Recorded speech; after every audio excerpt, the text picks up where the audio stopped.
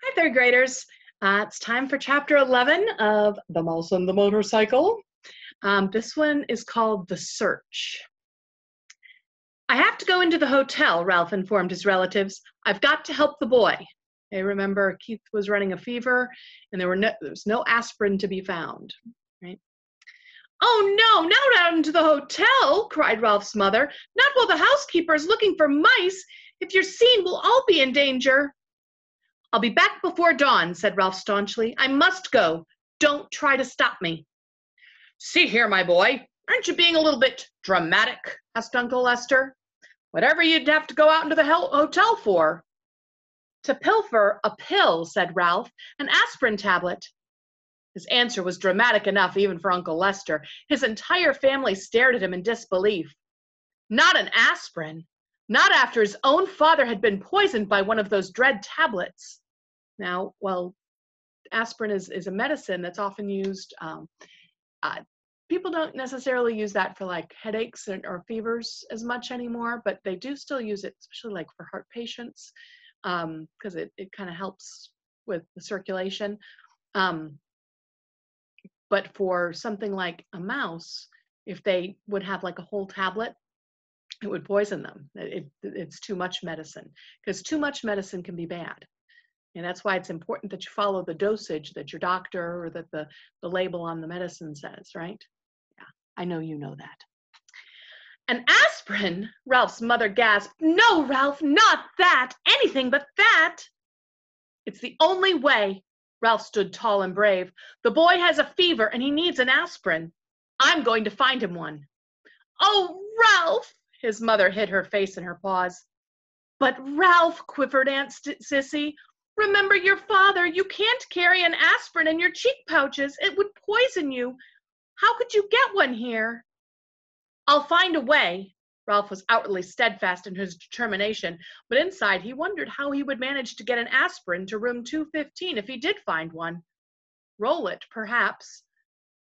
Ralph, stay here, pleaded his mother. You're too young. Let your Uncle Lester go. Well, now let's talk this over, said Uncle Lester. I'm not too young, and I haven't a moment to lose. Ralph, who was really frightened by what he was about to do, also enjoyed the drama of the moment. Goodbye. I shall return before dawn. Ralph, promise me you'll be careful, pleaded his mother. Promise me you won't climb into any suitcases like your Aunt Adrian. Ralph's Aunt Adrian, who liked nice things, had climbed into a suitcase to examine a nylon stocking. Someone had closed the suitcase, and Aunt Adrian had never been seen again.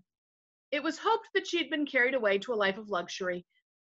Promise me, Ralph, cried his mother, but her son was already on his way to the knothole. Ralph scurried across the carpet of room 215, flattened himself, and squeezed under the door. Once out in the hall, his courage ebbed. The aspirin tablet seemed like a very small thing to find in such a vast place. It would be much easier to find a motorcycle. No, thought Ralph, I must not even think about the motorcycle. Ralph began to feel pretty small himself, much smaller than he had felt during that show of bravery back at the mouse nest. Down in the lobby, a clock struck 1. There was not a moment to lose. He ran to the next room, squeezed under the door, and searched under the beds and the dresser while the 2 guests slept soundly. All he found was a bobby pin. Put in your hair. He skipped room 211 because of his enemy, the little terrier, was still in there, and ran to room 209. A hurried search, frightening because of the loud and uneven snores that came from the beds, revealed nothing but a few pretzel crumbs, which Ralph did not even have time to eat. On and on ran Ralph down the hall, under doors, around and under beds and dressers. There was not a single aspirin tablet to be found. In one of the rooms, he did see a penny that had rolled under the luggage rack, and remembered his mother's wish to leave a tip for room service. But tonight he had no time for pennies. He must press on and find an aspirin. Small doubt began to creep into Ralph's thoughts as he ran down the hall to the last room on the 2nd floor. Maybe there was no aspirin. Maybe he had risked his life and the lives of his family for nothing.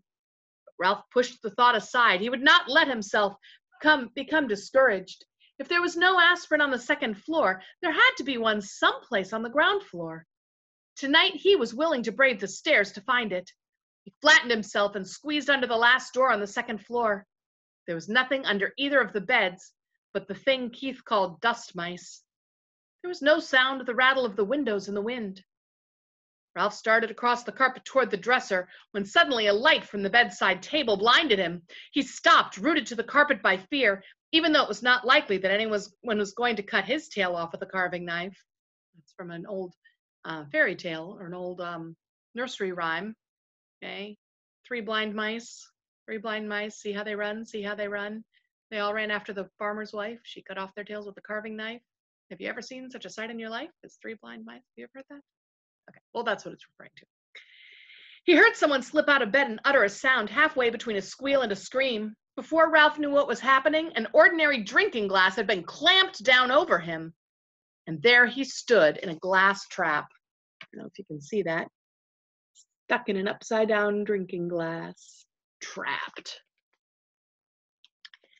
By then, his eyes were adjusted to the light, and he found himself facing a pair of bare feet. Looking up, he saw the feet belonged to a young woman in a pink nightgown.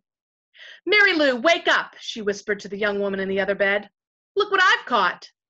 "Oh," said Mary Lou, blinking and raising up on one elbow. Her hair was done up in pink rollers. "Betty, are you out of your mind? It must be past 1 o'clock in the morning." The night was slipping by much too quickly for a trapped mouse. He was terrified, and he was desperate. No one in his family had ever been trapped under a drinking glass before.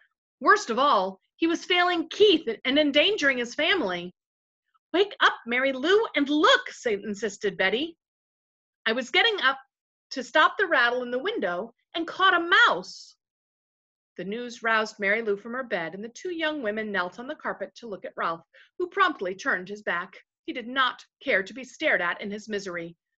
But it was no use. The women moved around to the other side of the glass. "Oh, isn't he darling?" said Betty.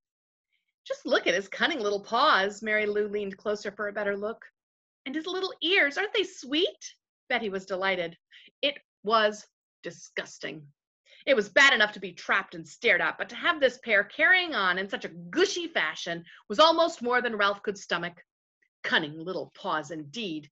They were strong paws, paws for grasping the hand grips of a motorcycle. "Oh, Betty, do you suppose we could take him back to Wichita with us?" asked Mary Lou. "My third graders would love him."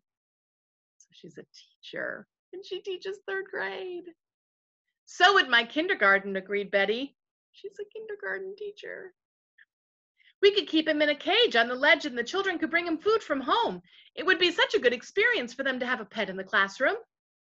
Well, thought Ralph grimly, I always wanted to travel.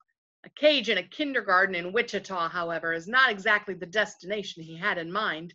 The minutes were slipping dangerously fast. He had to do something. "Look," he shouted through the glass in desperation.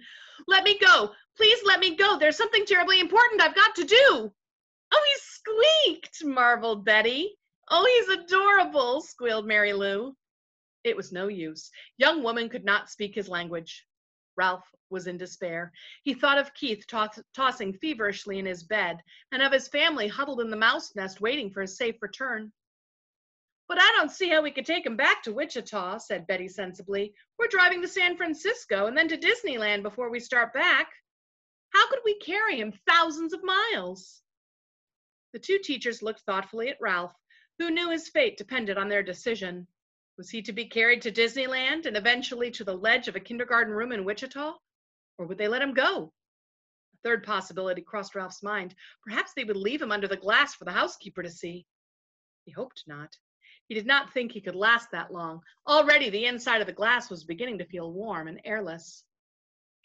I suppose we really shouldn't turn him loose in the hotel," said Mary Lou. "Mice are pests, even if they are cute." The teacher not only destroyed Ralph's hopes, but hurt his feelings as well, calling him a pest when he was on an errand of mercy. From the mouse's point of view, the teachers were the pests.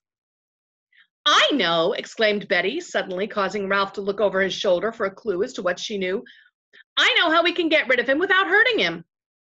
The young teacher reached over to the bedside table where she picked up a picture postcard. She slid it carefully under the glass and under Ralph's feet, so he was now standing on a postcard. He noticed the picture was a giant redwood tree, the same postcard all the travelers bought when they came to California. "Now what are we going to do?" asked Mary Lou. "Just watch." Betty carefully lifted the postcard, Ralph, and the glass, and walked across the room. Even though he knew it was useless, Ralph scrambled around in his tiny prison. He was afraid she was taking him towards the wash basin. He had heard of mice being drowned by people who did not like traps. The teacher walked not to the wash basin, but to the open window. She held Ralph across the sill, removed the postcard from the glass, and gave a little jerk that shook Ralph onto the vines that grew outside the building. There, she said, and closed the window, leaving Ralph clinging to a vine high above the ground.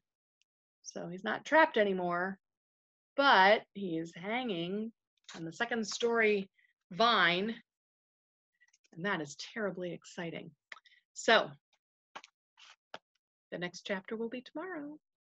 Hope you're enjoying it. Know that I love you. Take care.